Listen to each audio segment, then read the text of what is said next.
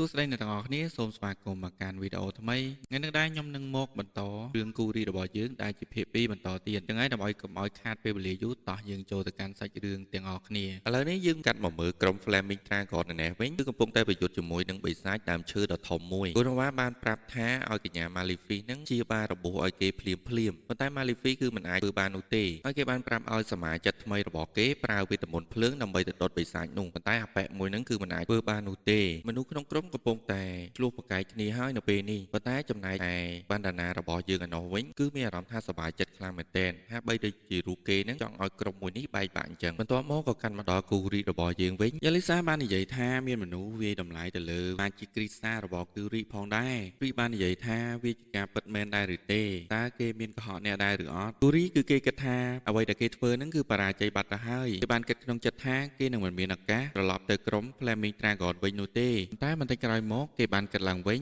ដោយរូបគេនឹងប្រឹងប្រែងធ្វើការទាំងអស់នៅទីនេះផងដែរហើយរូបគេបានសួរទៅកាន់យ៉ាលីសាថាតើមាសដែលគេរកបានទាំងអស់ហ្នឹងអាចគ្រប់គ្រាន់នៅតម្លៃថ្លៃពន្ធរបស់គេដែរឬអត់ហើយពួកគេទាំងពីរនាក់ហ្នឹងក៏បន្តនិយាយគ្នាបន្តទៀតដោយសារតែអ្នកទាំងពីរហ្នឹងត្រូវការជីករ៉ែបន្ថែមទៀតដោយយ៉ាលីសារបស់យើងហ្នឹងត្រូវការរ៉ែជាច្រើនមែនទែនដោយសារតែថ្លៃពន្ធរបស់នាងគឺច្រើនគួរសមដែរនិយាយគ្នារួចហើយអ្នកទាំងពីរក៏ធ្វើដំណើរចេញទៅតែម្ដងដោយយ៉ាលីសាបាននិយាយថាយើងគួរតែបំបែកគ្នាជីកតែម្ដងទៅហើយគូរីក៏បានឆ្លើយតបទៅវិញដោយគ្មានបញ្ហាអ្វីនោះទេតមកទៀតយ៉ាលីសារបស់យើងក៏បានជីកបានគោលមួយដុំយ៉ាងធំហើយរូបគេក៏បានដើរទៅរកគូរីវិញខណៈដែលរូបនាងកំពុងតែដើរត្រឡប់ទៅវិញនាងក៏បានប្រទះឃើញរូងការដ្ឋានមួយយ៉ាងធំផងដែរនាងក៏បានដើរចូលទៅក្នុងទីនោះតែម្ដងដោយទីនោះមានសភាពភ្លឺខ្លាំងមែនទែនដោយមិនបាច់មានចង្គៀងអ្វីនោះឡើយនាងពិតជាភ្ញាក់ផ្អើលខ្លាំងណាស់ដោយសារតែវាជារឿងមួយដែលមិនគួរឲ្យជឿនោះទេទាំងនេះគឺជាស្នាដៃរបស់គូរីហើយរូបគេក៏បានរកបានរ៉ែជាច្រើនដោយយកមកទុកនៅក្នុងហឹបមួយផងដែរ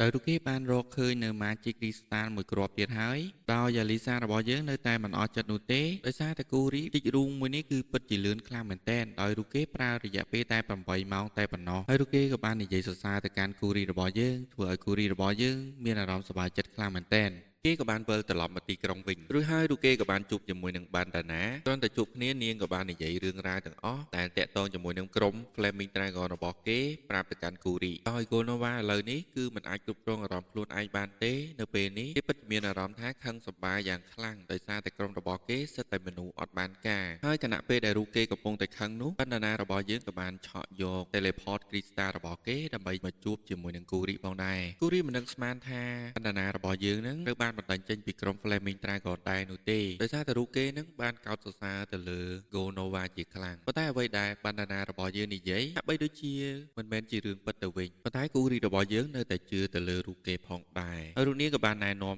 កន្លែងការងារមួយទៅកាន់គូរីដោយមិនរងចាំយូរនោះទេរូបគេក៏បាននិយាយគ្នាបន្តិចហើយក៏ចេញដំណើរទៅទីកន្លែងនោះតែម្ដងទៅពេលទៅដល់កន្លែងនោះហើយរូបគេក៏បានធ្វើការគូទ្វារហៅម្ចាស់ផ្ទះតែម្ដងដោយក្មេងតូចម្នាក់បានបើកទ្វារឲ្យគេបាននិយាយថាអ្នកគ្រប់គ្រងនៅទីនេះពិតជាមានវ័យក្មេងខ្លាំងមែនទែនប៉ុន្តែនារីម្នាក់នោះបាននិយាយថាគេមិនមែនអ្នកគ្រប់គ្រងនោះទេគេគ្រាន់តែជាអ្នកបម្រើនៅទីនេះតែប៉ុណ្ណោះរូបគេបាននិយាយថាបណ្ណាណាណែនាំរូបគេឲ្យមកទីនេះគាត់ទៅលើបែបនេះហើយក្មេងតូចក៏នាំគូរីចូលទៅខាងក្នុងភ្លាមតែម្ដងពេលចូលទៅដល់គូរីមានអារម្មណ៍ថាមានក្លិនស្អុយខ្លាំងមែនទែននៅទីនោះដោយសារតែផ្ទះបាយរបស់គេនឹងមានសភាពកខ្វក់ខ្លាំងមែនទែនដោយក្មេងស្រីតូចនឹងមិនអាចសម្អាតវាបាននោះឡើយដោយគូរីរបស់យើងបានចាប់ផ្ដើមធ្វើប្រតិបត្តិការដើម្បីសម្អាតនៅទីនោះផងដែរត្រឹមតែរយៈពេល30នាទីគូរីរបស់យើងអាចសម្អាតនៅទីនេះបានស្អាតខ្លាំងតែម្ដងហើយរូបគេក៏បានចេញទៅខាងក្រៅដើម្បីទៅប្រាប់អ្នកគ្រប់គ្រងនៅទីនេះថារូបគេនឹងបានសម្អាតរួចហើយរូបគេក៏បានទៅគូទ្វារបន្ទប់មួយតមកប្រចាំបន្ទប់នោះក៏បានឲ្យគេចូលមក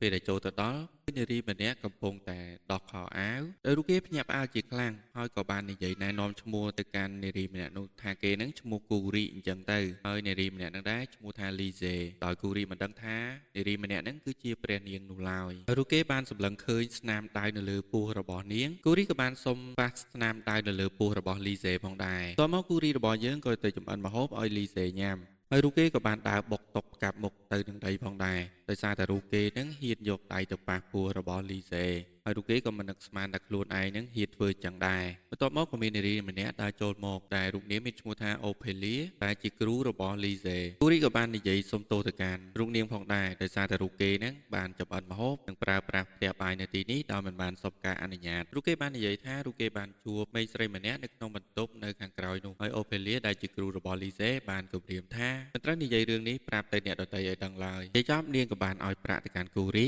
ព្រោះតែគូរីបានមកធ្វើការឲ្យនាងនៅទីនេះកាត់មកដល់ក្នុងបន្ទប់ឯណែវិញលីសេកំពុងតែបើកវាំងននមើលទៅកាន់ខាងក្រៅបង្អួចតែគ្រូរបស់នាងបាននិយាយថាមិនត្រូវឈរនៅមាត់បង្អួចបែបនេះទេទោះបីជាគ្មានមនុស្សក៏ដោយគ្រូរបស់នាងបានយកម្ហូបអាហារឲ្យនាងញ៉ាំហើយក៏បានពិនិត្យមើលមុខរបួសរបស់នាងផងដែរលីសេបាននិយាយថាម្ហូបអាហារនេះពិតជាឈ្ងុយខ្លាំងណាស់នាងពិតជាចង់ញ៉ាំវារូបនាងក៏បានញ៉ាំអាហារដែលគូរីធ្វើហើយគ្រូរបស់នាងក៏សប្បាយចិត្តដែរឃើញនាងបានញ៉ាំអាហារបែបនេះប៉ុន្តែបន្តិចក្រោយមកនាងក៏បានដួលទៅលើដីដោយគ្រូរបស់នាងពិតជាភ័យខ្លាំងមែនទែនហើយក៏បានបំរុងនឹងហៅមនុស្សឲ្យមកជួយនាងបន្តិចក្រោយមកលីសេបាននិយាយថាមិនបាច់ហៅនោះទេរូបនាងមិនកើតអីនោះឡើយបន្ទាប់មកនាងក៏បានឲ្យមើលស្នាមរបួសនៅលើពោះរបស់នាងគឺបានរលុបបាត់ទៅហើយគ្រូរបស់នាងមិននឹងស្មានថាគូរីអាចព្យាបាលសិស្សរបស់ខ្លួនត្រឹមតែរយៈពេលខ្លីតែប៉ុណ្ណោះចឹងហើយគូរីរបស់យើងគឺមានសមត្ថភាពមិនធម្មតានោះទេហើយឈុតឆាកបន្តមកទៀតនាងក៏បានទៅជួបជាមួយនឹងយ៉ាលីសានិងមីមីកូអ្នកទាំងពីរគ្រាន់តែឃើញថាមានព្រះនាងមកជាមួយដែរក៏បានលិតជង្គង់ថ្វាយបង្គំព្រះនាងតែម្ដងពួកគេបាននិយាយរឿងរ៉ាវទាំងអស់ប្រាប់ទៅកាន់មីមីកូនិងយ៉ាលីសាប្រាប់ថាជំងឺរបស់ព្រះនាងបានជាសះស្បើយបាត់ទៅហើយដោយសារមានមនុស្សម្នាក់ដែលព្យាបាលឲ្យរូបនាងតែមនុស្សម្នាក់នោះគឺគូរីនឹងឯងពេលដែលបានដឹងហើយធ្វើឲ្យអ្នកទាំងពីរប្រឡាំងកាំងតែម្ដងជាមិននឹកស្មានដល់នោះទេហើយភាគទី2នៃរឿងគូរីរបស់យើងនេះគឺសូមស្លេះតែប៉ុណ្ណេះសិនចាំជួបគ្នានៅវីដេអូក្រោយដែលជាភាគទី3បន្តទៀតសូមអរគុណអ្នកទាំងអស់គ្នាដែលបានតាមដានទស្សនារឿងនេះហើយកុំភ្លេចជួយចុច like និង subscribe ម្នាក់មួយផងបើរូបខ្ញុំបានសម្រាយទៅមានការខុសឆ្គងត្រង់ណាអាច comment នៅខាងក្រោមដើម្បីឲ្យខ្ញុំបានកែលម្អផងអរគុណបាយបាយអ្នកទាំងអស់គ្នា